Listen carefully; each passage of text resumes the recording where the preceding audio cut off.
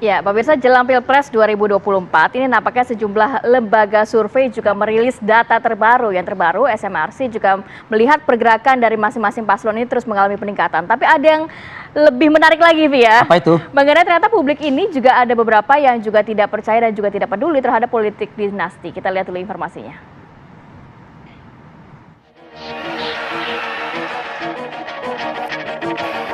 Jelang Pilpres 2024, sejumlah lembaga survei terus merilis elektabilitas ketiga capres dan cawapres. Saiful Mujani Research and Consulting (SMRC) merilis elektabilitas ketiga capres terus mengalami pergerakan. Berdasarkan hasil survei nasional pada akhir Juli hingga Agustus 2023, elektabilitas Ganjar berada di nomor 1, yaitu 35,9%. Disusul Prabowo Subianto 33,6% dan Anies Baswedan 20,4%. Ganjar mengalami rebound setelah sebelumnya di survei pertengahan bulan Juli 2023 berada di posisi kedua, yaitu 33,8%. Sementara Prabowo Subianto yang awalnya berada di posisi pertama dengan elektabilitas 37,8% turun menjadi 33,6%. Dan Anies Baswedan juga mengalami sedikit penurunan, yaitu dari 21,2% menjadi 20,4%.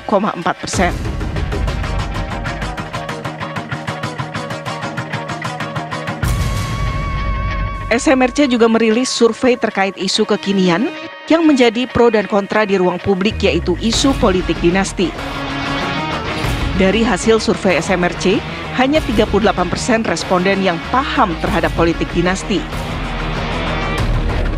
Meski demikian, dari responden yang paham, 85% tidak suka dengan politik dinasti. Sementara itu, saat responden ditanyakan isu Jokowi bangun politik dinasti, hanya 37% responden yang mengetahuinya.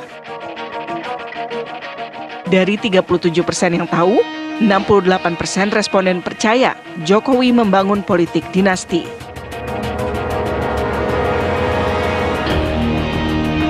Dan 75% tidak menyukai jika Jokowi membangun politik dinasti.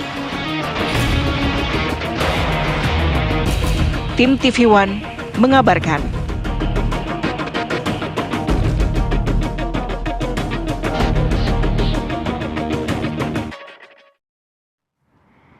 Oke pemirsa, langsung saja kita tanpa membuang-buang waktu dan durasi, mengingat yang ada di layar kaca juga orang-orang sibuk semuanya pagi. Selamat pagi, Immanuel Ebenezer. Selamat pagi. Selamat pagi Bang Masinton Pasaribu. Selamat Pak Pade. Pagi. Ayo semangat, bangun. Akan menyemangati nanti hasil survei dari SMRC. Nanti Mas Saidiman Ahmad, peneliti SMRC, juga akan membagikan. Mungkin dari Mas Dimas dulu ya? Boleh. Nah ini sebenarnya kalau ya secara umum kan terlihat mungkin ada kenaikan dari suara masing-masing paslon lah, itu biasa. Tapi yang nggak biasa ini membahas mengenai politik dinasti nih. Ada yang percaya, ada yang nggak peduli, ada yang dan lain sebagainya. Silakan Mas. Iya betul, saya kira betul sekali bahwa suara calon, terutama calon ya, karena kita awalnya kan pasangan ini baru sekarang, itu mengalami fluktuasi. Sekarang ini di survei-survei, bukan hanya SMRC, tapi saya kira beberapa lembaga survei sudah merilis ya, dan rata-rata sekarang posisinya pasangan Prabowo Gibran sekitar 40-an%, kemudian disusul Ganjar Mahfud sekitar 30-an%, dan pasangan Amin sekitar 24%. Misalnya kalau kita lihat dari survei indikator politik Indonesia yang terakhir dirilis. Nah itu sebenarnya mengalami fluktuasi. Di survei SMRC misalnya, kita pernah melihat pada Juni itu Pak Prabowo memang pernah mencapai 37%, 37,8%. Pak Ganjar juga sebetulnya pernah 39,2% di awal Mei 2023. Jadi sebenarnya masih ada pergerakan suara dan saling salib lah ya. Saling salib ya sejauh ini. Tetapi yang menarik saya kira tadi bahwa mungkin pertanyaannya adalah apa yang bisa mempengaruhi suara ke depan ini? Apakah suara masih mungkin berubah? Ada beberapa isu sebenarnya ya. Salah satu isu yang diperhatikan oleh publik juga adalah kalau kita tanya kepada publik apa yang menjadi latar belakang, apa yang menjadi alasan mereka memilih, itu ada dua, rekam jejak dan platform kebijakan. Nah, platform kebijakan ini saya kira akan muncul nanti secara lebih eksplisit ketika ada debat. Jadi di situ publik bisa menilai secara lebih objektif mana kira-kira calon atau pasangan calon yang mewakili aspirasi mereka. Tetapi yang lain dari itu juga sebetulnya adalah isu-isu. Salah satu isu yang sekarang paling menarik adalah tentang politik dinasti. Ini terkait dengan aspek integritas sebenarnya. Salah satu kualitas personal yang dianggap oleh publik sangat penting yang harus dimiliki oleh pasangan calon. Mas Diman, sebelum kita masuk ke dalam politik dinasti, mungkin dari secara rilis terbaru dari SMRC untuk elektabilitasnya seperti apa, Mas? Masing-masing paslon ini. Dan mungkin suaranya kuat di mana nih? Oke, kita pasca penetapan calon ini kita belum ada survei secara umum, tapi kalau kita lihat lembaga survei yang paling terdekat, yang paling mutakhir merilis hasil surveinya, kita bisa pakai misalnya data indikator politik, itu ya sekitar 40% melawan 30 dan 20% untuk pasangan Amin. Saya kira itu posisinya sekarang.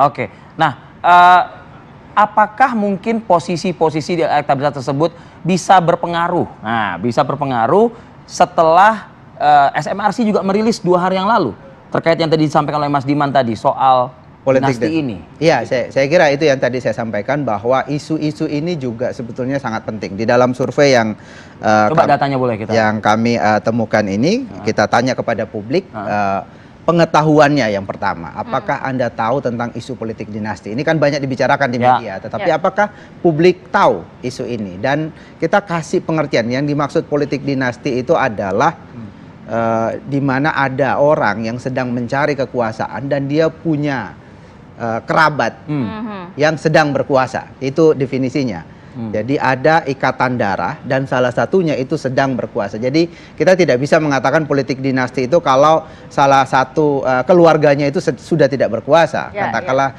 Bu Mega kemudian Mbak Puan mau maju sebagai capres misalnya, ini bukan politik dinasti karena Bu Mega tidak lagi. Ini awareness dari masyarakat sendiri ya, Mas ya? Nah, ini kita tanya, apakah Anda pernah mendengar atau tahu politik dinasti dalam pengertian itu?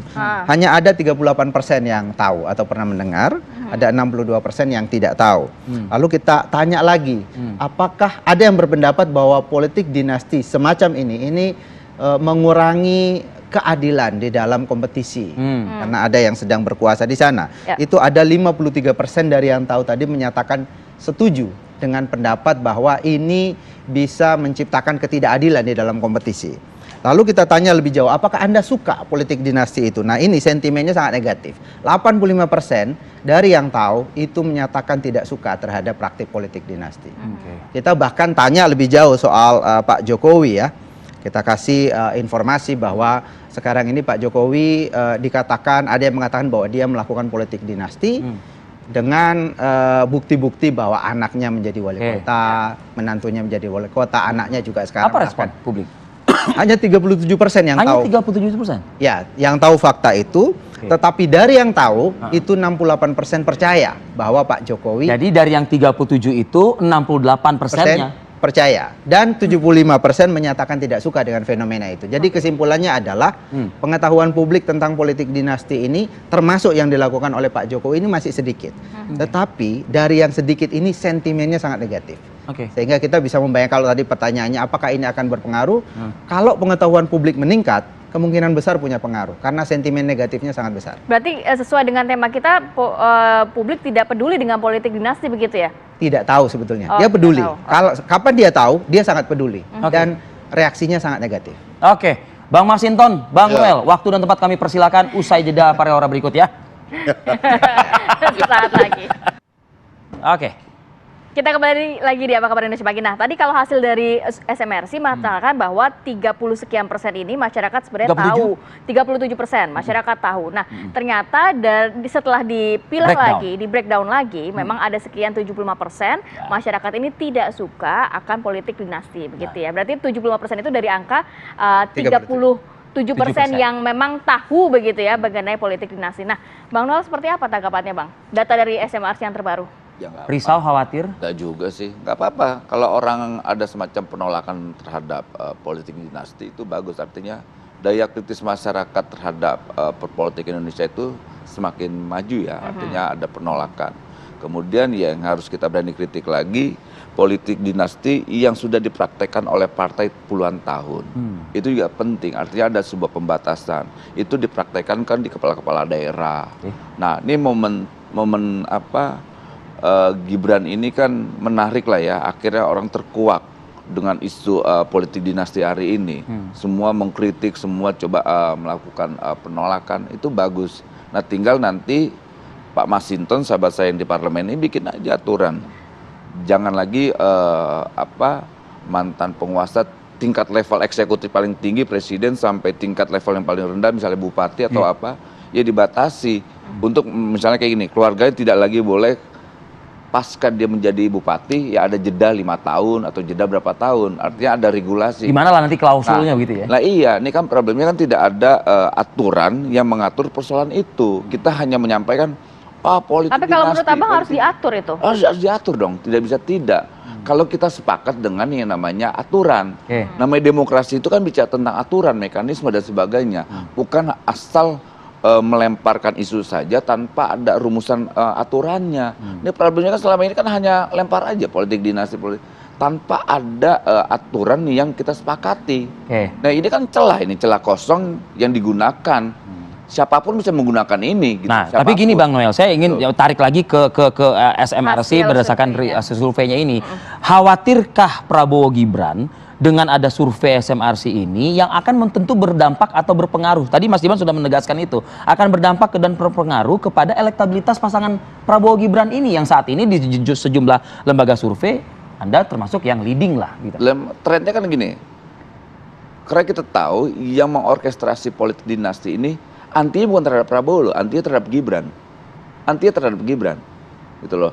Nah, tapi kan satu pasangan, Bang. Ya pasangannya. Karena kan pertama gini, nyerang Prabowo sudah tidak mempan. Nyerang Jokowi tidak mempan. Yang paling mungkin diserangnya apa? Gibran. Gibran ini anak muda yang diserang. Sudah senyum-senyum aja kemudian malah bukan membuat dia lemah, dia semakin kuat, kan semakin teruji. Anak muda ini, bocil ini. Gitu loh, bocil ini semakin teruji, semakin kuat. Gimana Bang? Kalau dia mau nanggapin silakan loh. Jadi ya menurut saya biarin aja. Karena gini, nggak ada kekhawatiran sedikit pun. Enggak sedikit pun. Bahkan kecenderungannya trennya kan naik elektabilitas Prabowo Gibran. Sekarang masih 37 loh Bang. Ya. Yang mengetahui itu masih 37 loh. Ya kan, kita nggak tahu nih. Kalau nanti masyarakat ternyata lebih awareness terhadap hal itu. Itu. Gini aja, pokoknya ukurannya nanti kan rakyat sebagai hakim lah yang paling adil. Itu kan nanti ditentukan di 14 Februari. Kita uji aja di 14 Februari. Tapi kalau Bang Noel melihatnya ini pemilih cukup solid suaranya kepada Prabowo. Maksudnya dengan isu-isu yang seperti itu. Trennya sampai sekarang kan meningkat, bukan turun. Apalagi pasca yang disampaikan Mas Gibran soal ada kredit buat startup, itu buat anak milenial. Dulu kan anak milenial meragukan hal itu. Ternyata ada jawaban, ada gagasan soal bagaimana anak-anak muda bicara tentang usaha, dengan program-program yang lain-lain, bicara tentang finansial, itu kan mantap. Itulah. Itu yang menurut saya ada terobosan-terobosan baru yang dilakukan oleh Mas Gibran untuk jawaban keraguan yang selama ini di pemilih muda ya, milenial dan Gen Z. Visi dari Gibran Rakabuming Raka mantap menurut Bang Noel. Tapi apakah survei sangat mantap? Apakah survei SMRC juga mantap juga buat Ganjar Mahfud, Bang Masinton? Saya lagi dengar Noel ngejelasin. Tadi dukung Pak Prabowo, terus belum ada pasangan kan. Begitu ada pasangannya ini sebenarnya kaget juga. Kaget kenapa? Enggak, kita bercanda apa ini. Jadi sebenarnya adalah bahwa kalau kita bicara tentang politik dinasti apa segala macam ya, yang itu kontroversi. Nah berawal ya itu kan yang primitif dalam era kekuasaan kita lah ya, di mana digariskan pada turun-temurun. Namun kalau kita melihat nih dalam sistem monarki, di mana anak raja dia menjadi putra mahkota, dia dikader Pak. Itu yang automatically itu anaknya raja atau putrinya raja, dia sebagai pewaris tahta dia dikader Pak, berproses dia. Sekolah terbaik, iya kan, dilatih leadership, dilatih kepeduliannya, kepekaannya, sosial. Itu zaman kekaisaran, relevan nggak dengan? Nggak, sampai sekarang. Sampai sekarang kita mau ambil di mana sistem monarki saja yang garisnya turun-temurun itu dikader Pak. Dilatih leadershipnya, dilatih kepemimpinan, bahkan dilatih secara khusus kemiliteran, diterjunkan ke wilayah-wilayah militer, diterjunkan ke wilayah-wilayah yang ada konflik kemanusiaan dan lain-lain untuk melatih, menguji dan memproses leadershipnya. Itu yang sistem monarki aja, Oke. dia dikader, Pak. Oke. Nah, kita, Poinnya? kita ini republik, Oke. ujuk-ujuk keceluk. Kata Ujuk-ujuk Anda bilang. lo, ini perpastornya nepotismenya, Pak. Kan ada jabatan yang menurut Anda itu kalau di zaman kekaisaran itu ya dia dikader. Oh iya, kalau di Iya kan? zaman monarki, Pak, dia dikader dari mulai Iya. kecil tuh Nah, dikader, Pak. Ya, nah kalau yang sekarang ini kan kader Ya, beliau. paman, dikader paman. Ya jadi, Sebenarnya nggak ada kaitannya kader dengan Pak. jadi umpama karena Kalau faktor soal di era monarki putusan itu. nepotismenya tadi, kalau secara syarat dalam perundang-undangan sesungguhnya belum cukup. Oke. Tetapi karena ada problem hukum di sana, ada rekayasa hukum di sana untuk meloloskan tadi, maka dia memenuhi syarat itu. Dianggap memenuhi syarat sampai saat ini gitu ya. Dipaksakan tadi itu. Nah, persoalannya di situ sebenarnya. Jadi unsur nepotisme. Tapi kita forward lah, Bang. Kita forward lah, kita ke depan nih. begitu. Mengacu pada Oh iya, enggak. Ini dia tadi. Kenapa tadi kita berkait dengan respon tadi? Begitu publik tahu, ya, dari walaupun itu masih di bawah 50% yang tahu ya, yang tahu tadi. Respon publik ya sampai 75% tuh nggak suka gitu loh dari yang tahu tadi. Artinya bahwa sesungguhnya ya masyarakat sekarang makin banyak tahu, oh iya toh ini faktor nepotismenya tinggi ya. Terus kemudian ada upaya Hanya 37% kalau Bang Masinton yang tahu. yang Tadi tahu. kan dari yang tahu. Ya. Yang kan baru tahu ketika teman-teman Jadi melakukan survei 60% tadi tidak itu. tahu gitu ya. Nah, yang tahu dari 35% itu, 75%-nya tidak Tidak setuju. suka, ya. Itu loh, artinya apa? Ini juga nanti pengaruh terhadap bagaimana kepemimpinan Indonesia. Bagaimana apa Bang legitimasi kepemimpinan layak enggak nih, kira-kira gitulah. Artinya apa? Oh, ini bukan karena proses. Ya, yang tadi di kader berproses dia. Oke. Tertempa oleh situasi, tertempa oleh waktu, sehingga dia punya pengalaman dan punya Oke. apa? Jadi Anda kapasitas secara leadership tidak langsung yang kokoh. menafikan lah begitu lah ya mungkin kurang Ya lebih ya. publik tadi, Oh, oke. bukan saya, Oke. publik, saya menguatkan saja, begitu loh. Baik, Bang Noel. Ya kalau monarki kan tidak ada namanya proses pemilihan. Bukan Masinton, publik katanya. Ya, oke, gini. Saya coba ingin merespon apa yang disampaikan sahabat saya Mas Sinton soal monarki. Tapi katanya relevan Monarki itu juga tidak dengan- mengenal yang namanya pemilihan langsung. Ada penunjukan langsung PL ya. Ya. Sama-sama PL, yang satu penunjukan langsung, yang satu pemilihan langsung. Artinya mekanisme demokratiknya Ini tidak PL ada. juga. Sama-sama Ini PL. PL juga. Sama PL. Aman langsung. lanjut. Jadi menurut saya ya diujinya nanti kan ada proses kaderisasi yang Pak yang sampaikan Sinton. Betul, ada proses kaderisasi. Yang Anda maksud diuji nanti itu 14 Februari kan? Kenapa? Diuji nanti itu 14 Februari. 14 Februari aja kan gini. Kita ingin menguji rakyat kan. Apakah rakyat benar-benar termakan dengan orkestrasi yang Tadi. negatif, bukan negatif ya, tapi itu daya kritis publik. Ya. Kalau itu benar-benar lembaga survei itu benar-benar menjadi potret kita sama-sama ya.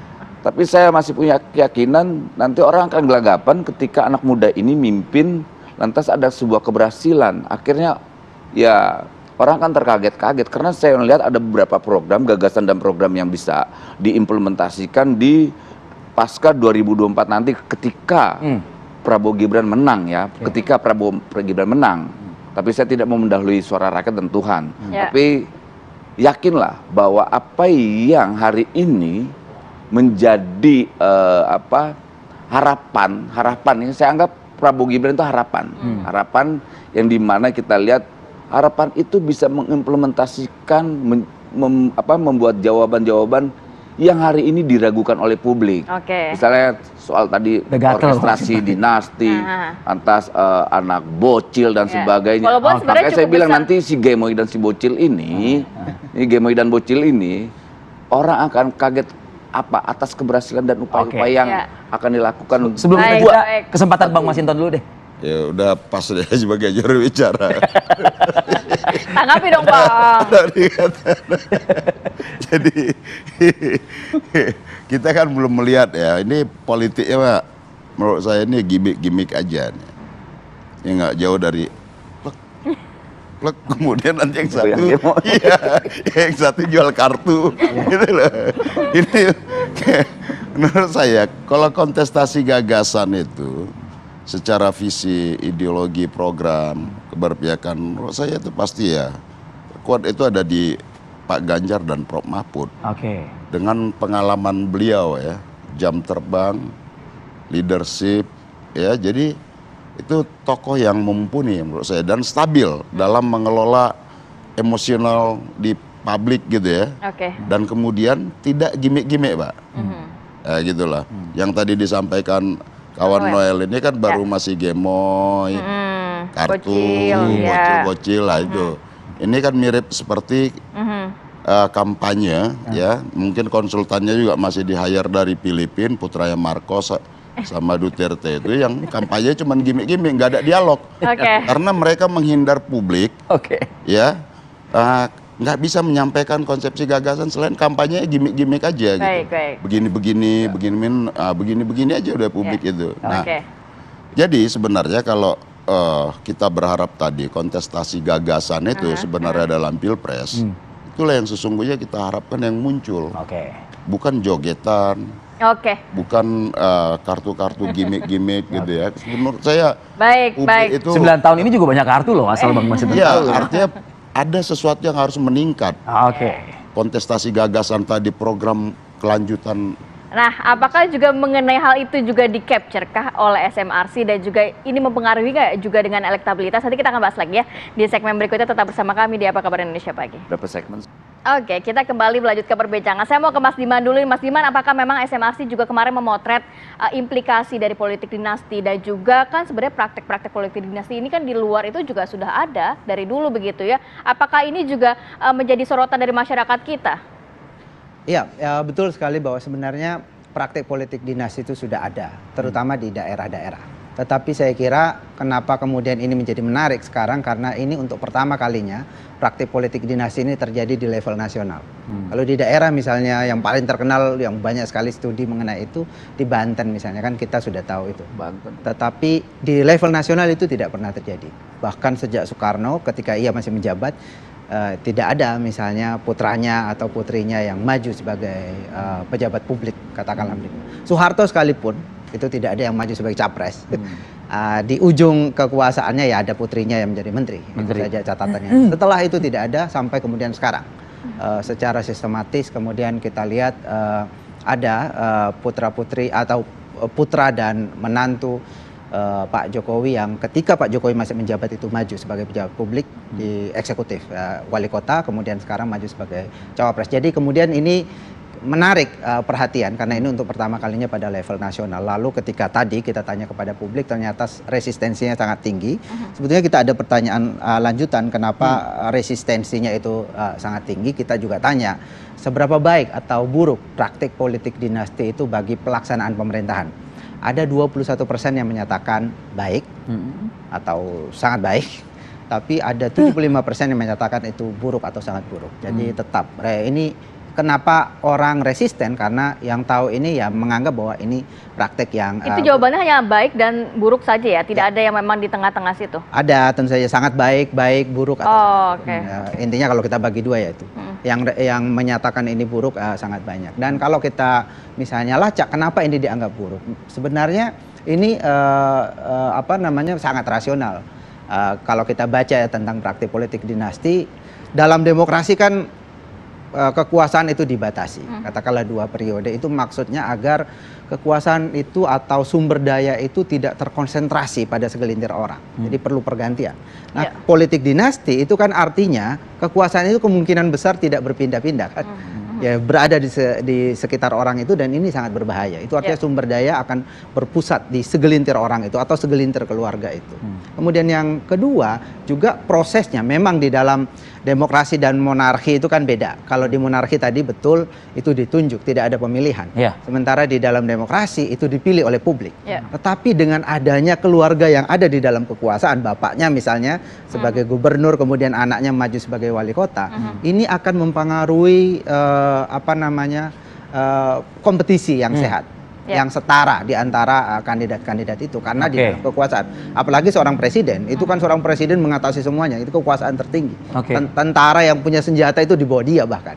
Jadi ini kemudian secara objektif bisa mempengaruhi publik atau aparat negara. Saya selalu ingat kata-kata Gunawan Muhammad ya, dia waktu dia menjadi Pimret di majalah Tempo, dia mengatakan suatu hari dia datang ke kantornya dan dia komentar soal lukisan di dalam kantornya. Lukisan ini kayaknya miring. Dia tidak bilang itu ubah. Tapi setelah itu beramai-ramai pegawainya itu berusaha untuk membenarkan itunya. Itu pengaruh dari seorang yang punya kekuasaan terhadap bawahan. Apalagi ini seorang presiden. Komentar Anda Bang Noel?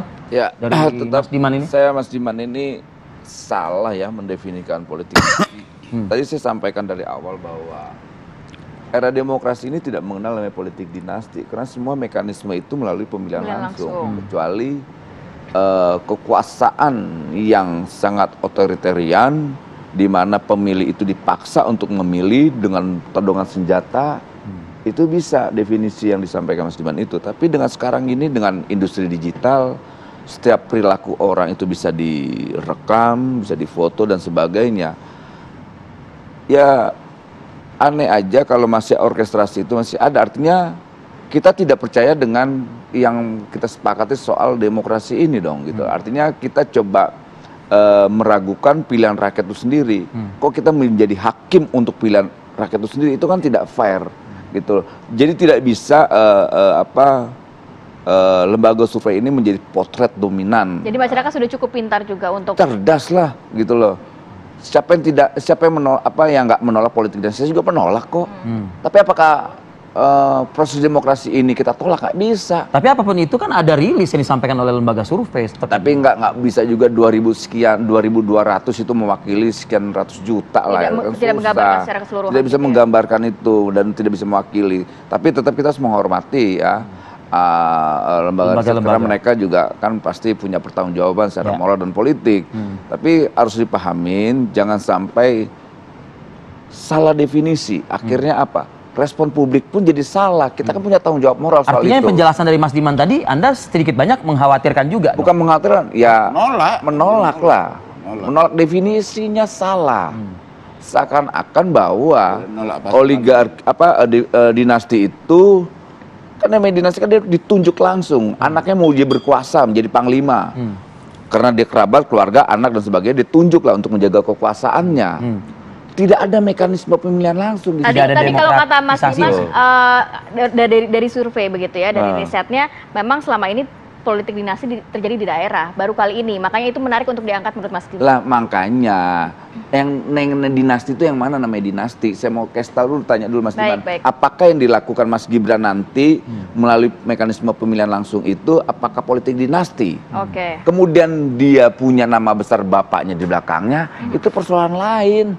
Gitu kan tetap rakyat menjadi penentu. Gitu loh, kecuali dipaksakan oleh Jokowi, semua rakyat kamu harus pilih anak saya Gibran. Nah itu saya juga nolak. Jangankan lembaga survei, kita juga nolak. Sinton juga masih nolak. Dia Sinton begini nolak, apalagi saya. Mas Sinton gimana tanggapan Anda, Bang? Dalam era politik modern itu ya menggunakan pengaruh kekuasaan kerabat tadi itu, ya yang seperti sampaikan Mas Diman tadi untuk hasrat kekuasaan tadi. Nah sekarang itu semua terkonfirmasi, ya. Terkonfirmasi maksudnya? Terkonfirmasi dengan putusan kan 14 Februari kan belum Bang. Oh iya, proses itu tadi itu menegaskan bagaimana ya pengaruh kekuasaan tadi, kekerabatan itu mampu mempengaruhi. Jadi yang tadinya itu kepentingan publik menjadi kepentingan privat. Tapi publik aja yang tahu hanya 30%, Bang. Iya, 37%. Publik yang tahu itu hanya 30%. Kalau tahu itu kan persoalan informasi, Pak. Gitu loh. Iya. Tahu. Gimana mau peduli kalau nggak tahu begitu, Bang, maksudnya? Oh iya, tahu itu kan tentang penyebaran informasinya. Iya. Gitu loh. Kalau semakin luas masih pemberitaan informasinya tentang bagaimana proses politik dinasti itu dalam arti menggunakan pengaruh kekuasaan kerabat tadi ya. Kalau kita lihat tuh kan jelas tuh ya, putusan paman nabrak aturan. Hukum itu kan publik, Pak. Bukan privat. Tapi kekuasaan itu ada di tangan publik juga kan, Bang Masinton? Apa? Kekuasaan itu kan ada di tangan publik harusnya kan? pada tangan publik. Yang berlangsung pada waktu 5 menit di dalam TPS itu nanti kan begitu. Ya prosesnya kan di proses awal, Pak. Ya kita yang mau kita pilih tadi, prosesnya dari awalnya kan cacat, Pak. Gimana loh? Catat Bang Noel. Ya cacat dong. Ya cuman Noel pasti bilang enggak, gitu loh. itu tadi. Diintimidasi nih, ada intimidasi nih. Bukan, ya enggak, bukan intimidasi, ini relasi namanya. Bukan intimidasi, relasi. Jadi ini ada putusan itu kan bermasalah. Ya, itu ya kental yang disebut tadi faktor kerabat itu, Pak. Oke. Gitu loh. Ya. Ini yang membuat risau sebetulnya. Loh. Lah iya sebelum menjadi peserta pemilu kan ini, Pak. Sumbernya kan di sini masalahnya. Iya. Ya. Oke. Ditabrak tuh. Hukum itu kan publik, Pak. Ya. Bukan privat. Ditabrak tuh ajas publik tadi itu. Ajas kepentingan umum tadi menjadi kepentingan privat. Ya, diri dan keluarga. Itu aja, Pak. Oke. Baik, kalau gitu terakhir dari Anda, Mas Diman. Ya, saya kira kalau boleh saya menanggapi tadi ya betul bahwa di dalam politik dinasti memang akrab di kerajaan, sistem kerajaan yang tidak demokratis, tapi bukan berarti di sistem politik demokratis itu tidak bisa terjadi. Dan ini sebenarnya pembahasan yang sangat lumrah di dalam dunia akademik. Bahkan ada lagi sebetulnya selain politik dinasti yang disebut sebagai family politics, politik kekerabatan. Ya bukan ikatan darah langsung, tapi misalnya ipar gitu, karena ada perkawinan, itu bukan ikatan darah, tapi itu juga masuk di dalam pembahasan tentang family politics. Dan jangan lupa betul bahwa ada keterlibatan publik di sana, tetapi dalam proses keterlibatan publik itu ada yang namanya kampanye misalnya, sosialisasi, dan ini melibatkan sumber daya. Dengan adanya kekuasaan, pemegang kekuasaan tentu mereka punya sumber daya yang lebih dibanding yang lain. Ini yang membuat politik dinasti menjadi tidak setara di dalam sistem demokrasi. Baik, terima kasih banyak Mas Diman, Bang Masinton, Bang Noel sudah hadir. Sehat selalu. Assalamualaikum. Waalaikumsalam. Waalaikumsalam. Oke.